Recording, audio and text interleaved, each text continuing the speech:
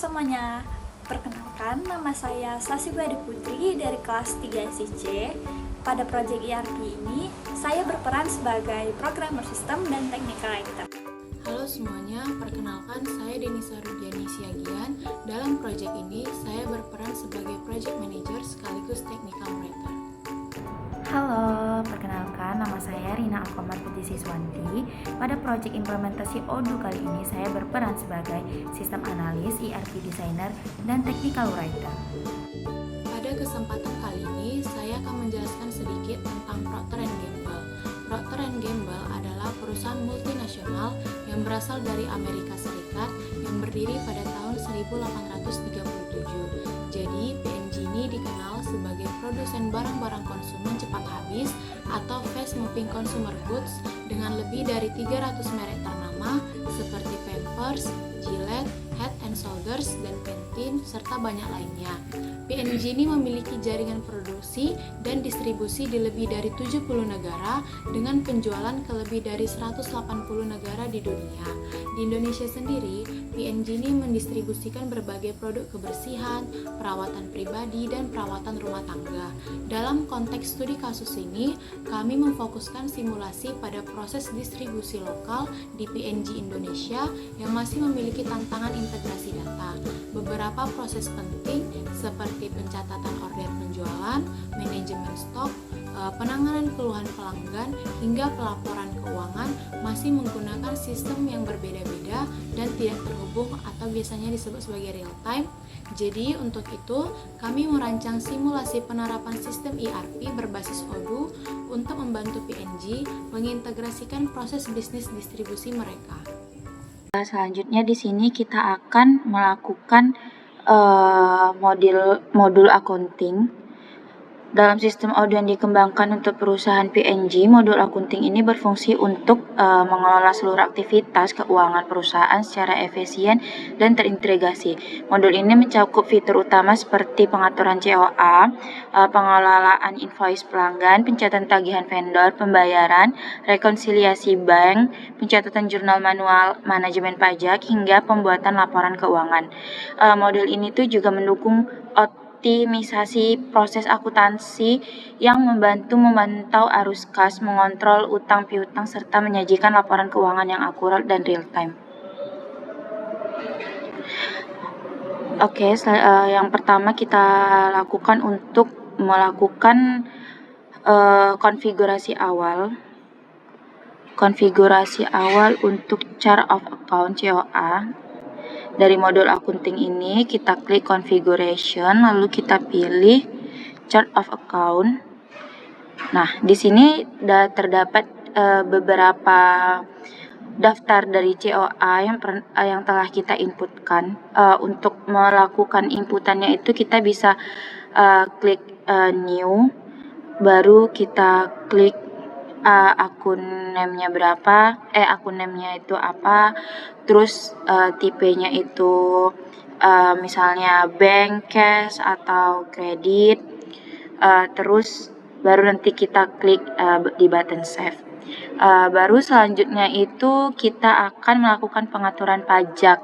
Pajaknya itu sebesar 11% ya PPN-nya. Terus dari modul accounting ini kita pilih configuration, lanjut ke tax. Nah, ini terdapat daftar di sini sudah terdapat ya pajaknya 11%. Jadi kalau misalnya untuk pembuatan awalnya itu kita buat new, terus kita bikin text name-nya, misalnya kita mau bikin berapa tadi, 11%, pajak 11%.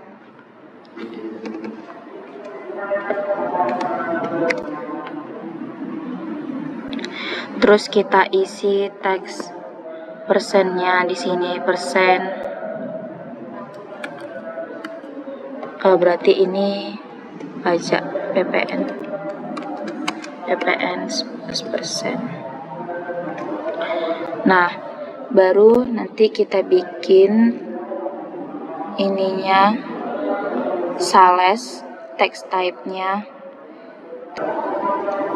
Udah text code-nya, baru amount-nya di sini kita bikin 11. Jadi di sini artinya kita membuat pajak sebesar 11% baru nanti bisa di-save. Oke, selanjutnya itu kita masuk kepada metode pembayaran dan rekening bank. Klik configuration, terus kita cari payment method, payment bank account. Nah, ini dia, ada di bank account.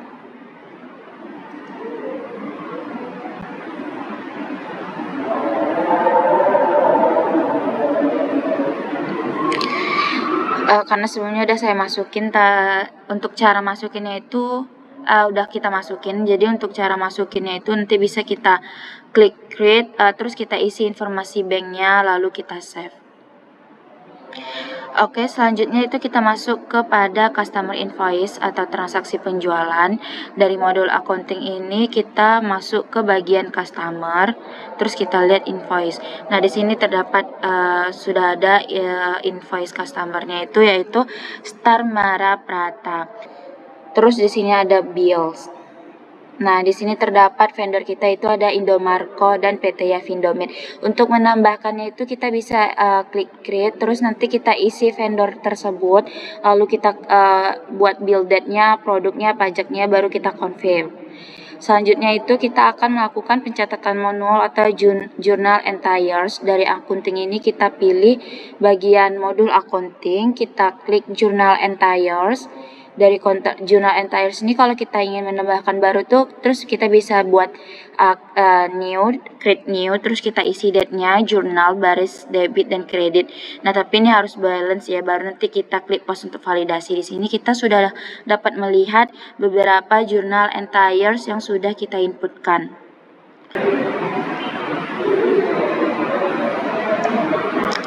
Selanjutnya kita akan melakukan laporan keuangan. Nah, dari laporan keuangan itu kita bisa melihat di reporting, terus kita pilih, kita mau lihat general ledger-nya. Nah, di sini nih kita bisa melihat jurnal dari transaksi yang dilakukan oleh PNG selama 1 tahun terakhir. Untuk mendapatkan jurnal ini kita bisa melakukan print ya melalui PDF. Jadi kita bisa print export ke PDF atau Excel. Nah, di sini sudah kita ekspor ke PDF. Ini merupakan transaksi yang terdapat dari perusahaan atau instansi PNG selama 1 tahun terakhir. Itu merupakan modul accounting dari implementasi Odoo ini. Di sini juga kita dapat pada modul ini tuh kita bisa melihat customer kita, vendor kita, atau menginputkan pajak untuk produk baik itu PPN masuk dan PPN keluar. Ini adalah modul inventory. Modul inventory berfungsi untuk mengelola stok produk di gudang distribusi. Melalui Odoo, admin gudang dapat mencatat penerimaan barang, pergerakan stok, dan pengiriman ke pelanggan. Sistem ini juga mendukung penetapan lokasi penyimpanan, pemantauan level stok minimum, serta pelaporan mutasi barang. Dengan inventory terintegrasi, PNG ini dapat menghindari masalah overstock atau kehabisan barang. Di sini kita bisa melihat berbagai produk yang menampilkan daftar produk PNG. Setiap produk itu memiliki harga jual, kategori, serta informasi stok yang diperlukan untuk setiap transaksi. Kemudian di sini kita juga bisa melihat produk kategoris. Produk kategoris ini menunjukkan kategori produk seperti baby, feminim dan family care, beauty, grooming, dan lainnya. Jadi setiap kategori ini dihubungkan dengan akun HPP masing-masing agar pelaporan biaya produk itu lebih terstruktur.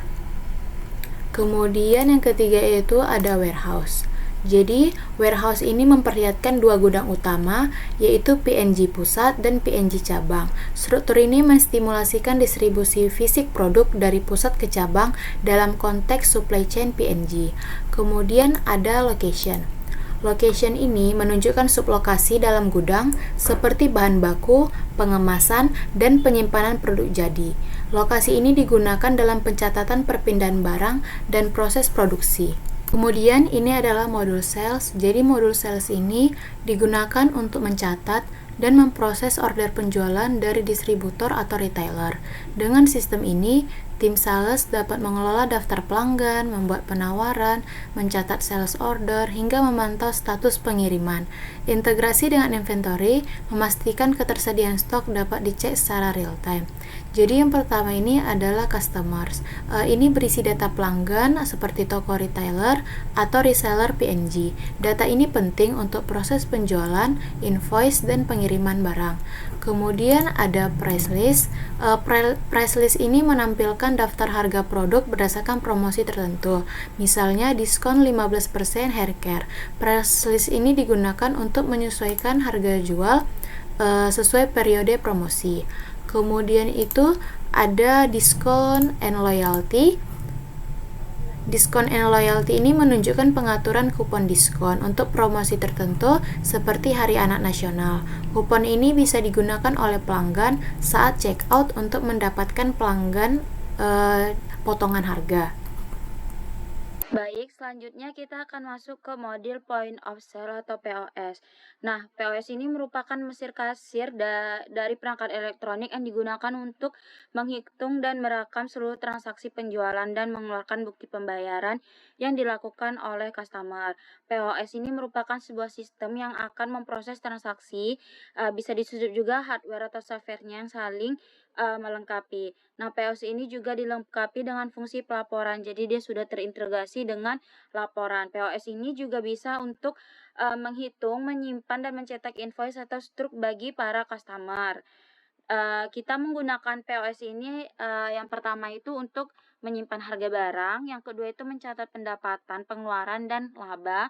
Lalu kita akan mencatat otomatis barang yang akan masuk dan keluar, lalu menghemat budget dan merekrut tim khusus karena adanya sistem POS dapat kerja sendiri. Nah, yang pertama kita masuk ke modul POS. Untuk melakukan langkah awal dari configuration, itu kita klik configuration, terus bagian payment method, terus kita klik new. Kalau untuk menambahkan baru, di sini kita sudah menambahkan 3 metode pembayaran, ada tunai, ada debit dari Mandiri, sama GoPay. Nah, selanjutnya itu kalau sudah selesai yang tadi kita bisa klik save aja. Baru selanjutnya kita akan melakukan proses konfigurasi dari POS. Kita pilih bagian configuration, terus kita klik bagian setting. Nah, di sini kita sudah memasukkan, tadi kita udah ada bikin namanya kasir 2. Itu kalau kita mau bikin baru kita bisa tinggal nambah di bagian new shop ini. Nah, nanti kita klik aja di sini kasir 3. Terus baru tinggal kita save. Baru kita akan melakukan pengaturan shop di bagian POS. Nih, di sini kita udah ada bikin bagian payment methodnya itu ada debit Mandiri, GoPay, sama tunai. Kita centang bagian automatically validate order.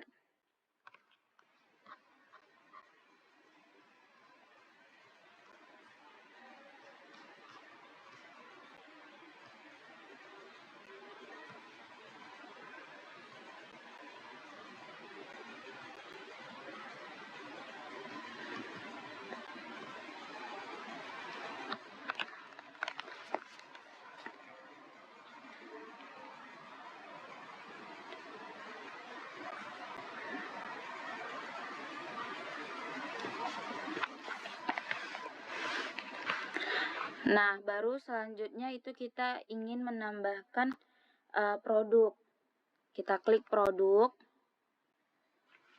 Nah, di sini sudah terdapat beberapa produk yang sudah kami impor sebelumnya. Kalau untuk menambahkan produk baru kita tinggal klik new, terus nanti kita isi aja itu nama produknya, harga jualnya, kategori sama satuannya, baru nanti kita klik save. Nah, di sini kita juga bisa melihat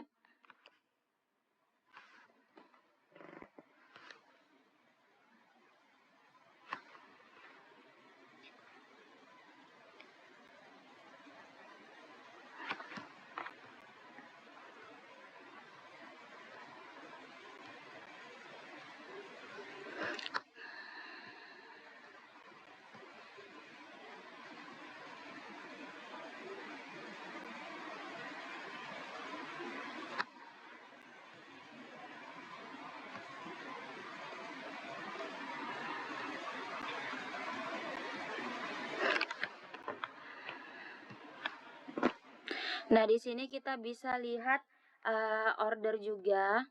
Order yang telah kita lakukan sama customer ini ada 2 order yang telah kita lakukan pada sebelumnya.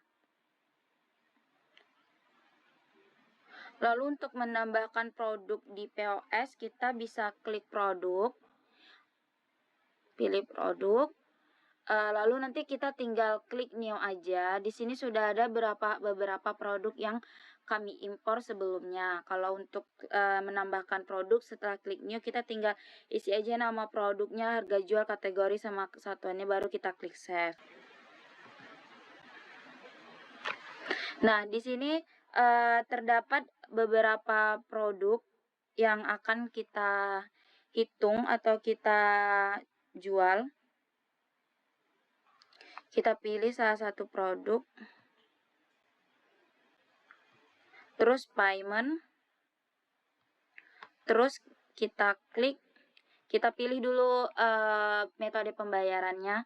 Kita mau pilih tunai, debit, atau GoPay. Di sini saya akan memilih tunai. Baru kita klik validate. Nah, di sini sudah terbentuk struk yang kita buat atas penjualan untuk customer. Di sini terdapat produk deodorizing feminine wash yang seharga 500.000. Kalau kita mau bikin order baru, ada order baru, kita tinggal klik new order. Lalu kita bisa juga lihat reporting dari order. Nah, di sini kita bisa lihat tuh pelaporannya, karena di modul POS ini juga dia udah terintegrasi dengan laporan penjualan. Di sini dapat kita lihat bagian terbanyak itu di produk skin and personal care.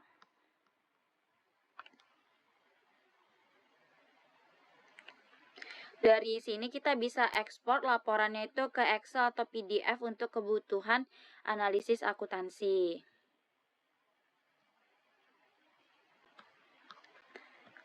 Selanjutnya, modul employee. Modul ini digunakan untuk mengelola data karyawan di perusahaan. Jadi, seluruh informasi karyawan seperti nama, jabatan, departemen, lokasi kerja, sampai struktur organisasi bisa dicatat dan dikelola langsung melalui sistem ini. Kita bisa melihat siapa bekerja di mana, di departemen mana, siapa atasannya, dan struktur organisasi secara lengkap dalam bentuk visual.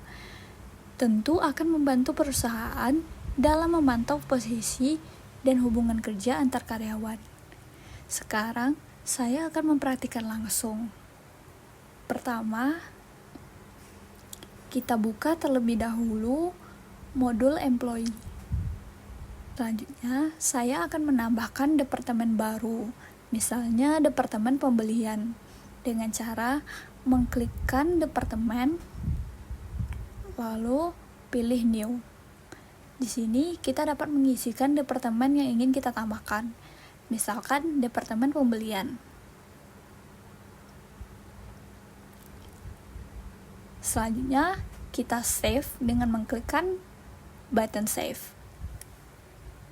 Lalu, saya akan menambahkan 1 karyawan sebagai staf pembelian dengan cara mengklikkan employee, lalu pilih employees. Di sini adalah data karyawan yang ada di PNG. Jika kita ingin menambahkan karyawan baru, kita mengklikkan button new, lalu kita isikan namanya terlebih dahulu. Misalkan di sini namanya Nadratun Naimah. Job title-nya pembelian, karena dimisalkan Nadratun Naimah ini adalah seorang staf pembelian, jadi job title-nya adalah pembelian. Jangan lupa melengkapi email, nomor telepon, beserta job position. Di job position ini, karena ia adalah seorang staf pembelian, maka kita akan membuatkan staf pembelian. Selanjutnya, kita dapat menyimpan terlebih dahulu dengan mengklik button simpan. Selanjutnya, kita beralih ke tab Work Information. Di Di sini kita mengisikan di mana ia bekerja, misalkan kantor pusat, maka kita dapat mengklikkan di sini kantor pusat. Kemudian kita save kembali. Setelah data diisi dengan lengkap, kita bisa melihat struktur organisasinya di organization chart. Caranya dengan mengklikkan employee, lalu kita pilih org chart. Maka di sini tersimpan seluruh data karyawan. Misalkan seperti Nadratul Naimah yang kita tambahkan sebelumnya, maka ia akan tampil di sini. Jadi, dengan modul ini, seluruh manajemen SDM bisa dilakukan secara terpusat dan terdokumentasi dengan baik. Selanjutnya, saya akan menjelaskan modul purchase. Modul ini digunakan untuk proses pengadaan barang, mulai dari permintaan pembelian, pemesanan ke vendor, sampai barang diterima dan dicatat ke dalam stok. Modul ini sangat penting karena terhubung langsung ke sistem stok barang dan akuntansi. Jadi, ketika kita menerima barang, stok otomatis bertambah dan nilainya masuk ke sistem keuangan. Sekarang, saya akan mempraktikkan. Pertama-tama, kita buka terlebih dahulu modul purchase. Di sini akan langsung tampil halaman request for quotation. Jika kita ingin membuat permintaan pembelian atau yang biasa disebut dengan RFQ ini, kita dapat mengklikkan button new. Di sini kita terlebih dahulu mengisikan nama vendornya. Jika sudah tersimpan banyak nama vendor, kita dapat mengklikkan salah satu yang ingin kita masukkan. Kemudian di sini kita dapat menambahkan produknya dengan mengklikkan add a product. Di sini juga kita bisa mengisikan quantity yang ingin kita tambahkan. Misalkan 10. Kemudian di pajaknya kita bisa mengubah menjadi PPN masukan include. Jika sudah, kita bisa mengklikkan button save terlebih dahulu. Statusnya masih RFQ. Setelah itu, saya konfirmasi RFQ menjadi purchase dengan cara mengklikkan confirm order. Maka di sini statusnya sudah purchase order. Yang artinya pesanan ini telah disetujui. Kemudian saya akan mengklikkan button receive product, yang artinya barang dari supplier sudah datang dan kita terima di gudang. Selanjutnya kita klik button validate untuk memvalidasi, di mana jika kita klik maka stok akan otomatis bertambah. Terakhir, kita bisa mengklikkan create bill untuk membuat faktur pembelian yang terhubung ke modul accounting. Di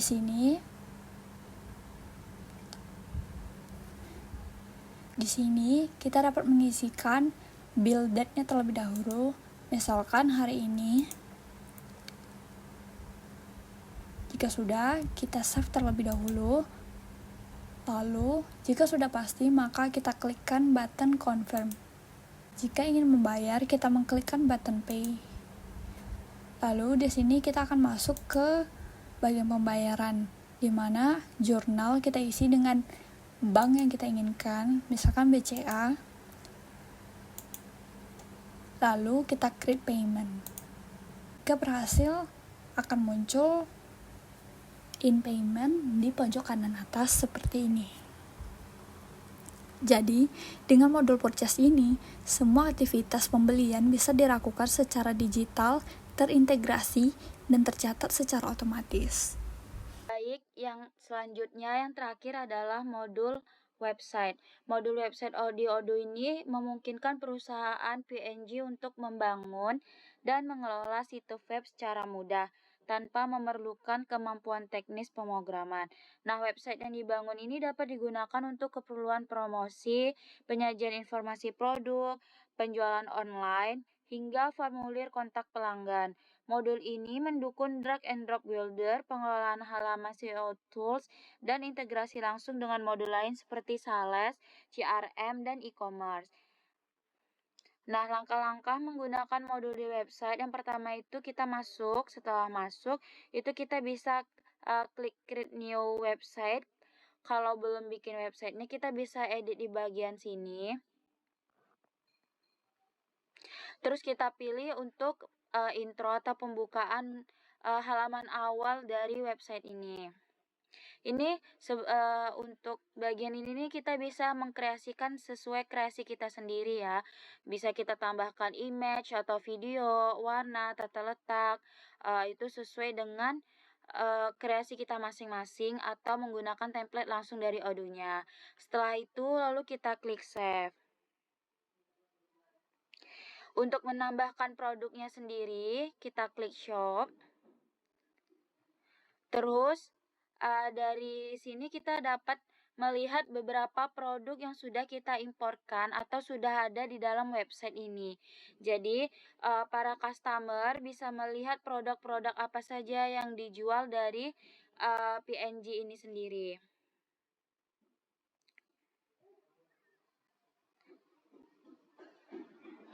Terus kalau kita ingin mengedit atau mengedit harganya, ingin menambahkan atau mengurangkan, kita bisa klik klik bagian produknya, terus kita klik bagian edit. Kita klik harganya, misalnya ini ingin menjadi 200. Nah, kita tinggal pilih save. Nah, harga sudah berubah menjadi 200.000. Maaf, salah angka. 200.000. Nah, harga dari SK2 ini udah berubah, yang awalnya dari 180 menjadi 200.000. Nah, pada halaman website ini terdapat nih di bagian beranda depannya produk-produk yang ditampilkan. Sekian penjelasan produk dari penjelasan modul dari Odoo ini bagian website. Terima kasih. Sebagai penutup dari demo yang telah kami lakukan, dapat disimpulkan bahwa Odoo merupakan sistem ERP yang sangat fleksibel dan terintegrasi untuk mendukung operasional bisnis, termasuk dalam perusahaan skala besar seperti P&G atau Procter & Gamble. Selama demo ini, kita telah melihat bagaimana Odoo mengelola berbagai proses inti bisnis, mulai dari pengelolaan karyawan melalui modul employee, proses pengadaan barang melalui modul purchase, hingga modul-modul lain seperti inventory, sale, point of sale, accounting, dan live chat yang saling terhubung satu sama lain. Dengan Odoo, setiap aktivitas yang dilakukan oleh satu divisi akan langsung berdampak dan tercatat otomatis di divisi lain. Contohnya, ketika barang diterima dari supplier, stok langsung diperbarui dan sistem akuntansi secara otomatis mencatat nilai barang tersebut tanpa input manual tambahan. Integrasi ini tidak hanya meningkatkan efisiensi, tapi juga meminimalkan kesalahan, mempercepat proses pengambilan keputusan, dan mempermudah perusahaan dalam memantau seluruh alur operasional secara real time. Jadi, dapat disimpulkan bahwa sistem ERP seperti Odoo sangat relevan untuk diimplementasikan di perusahaan modern, terutama yang memiliki proses bisnis kompleks dan lintas divisi seperti P&G. Baiklah, cukup sekian yang dapat kami sampaikan. Lebih dan kurang kami mohon maaf. Wassalamualaikum warahmatullahi wabarakatuh.